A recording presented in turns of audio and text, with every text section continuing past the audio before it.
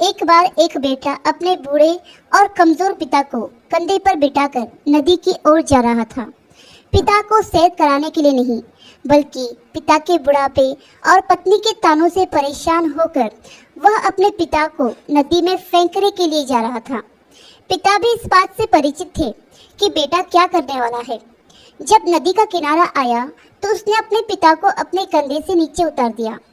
पिता ने अपने बेटे से कहा, बेटा मुझे नदी में बीचों बीच में फेंकना, किनारे पर मत फेंकना।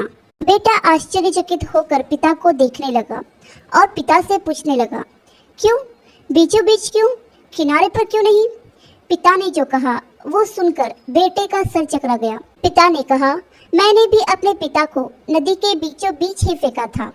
इतना सुनते ही बेटा रो पड़ा और अपने पिता को फिर से कंधे पर बिठाकर अपने घर की ओर चल पड़ा कि मेरे पिता ने अपने पिता को नदी में फेंका था, इसलिए मैं भी उनको नदी में फेंकने के लिए आ गया।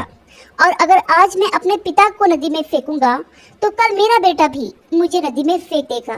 कहानी काल्पनिक जरूर है, लेकिन शिक्षाप्रद है कि हम जैसा बीज बोएंगे वैसा ही फल काटेंगे। जैसी करनी वैसी भरनी। माता पिता बोझ नहीं होते, बल्कि बच्चे उन्हें बोझ समझते हैं। माता पिता की आज्ञा का पालन करें और उनकी खूब सेवा करें। माता पिता का मूल्य हमें तब पता चलता है जब वह इस दुनिया से चले जाते हैं। याद रखना, माता पिता के चरणों में स्वर्ग है। आशा करती हूँ कि छोटी सी शिक्षाप्रद कहानी आपको पसंद आई होगी। कहानी पसंद आई हो तो लाइक, सब्सक्राइब और शेयर जरूर करें।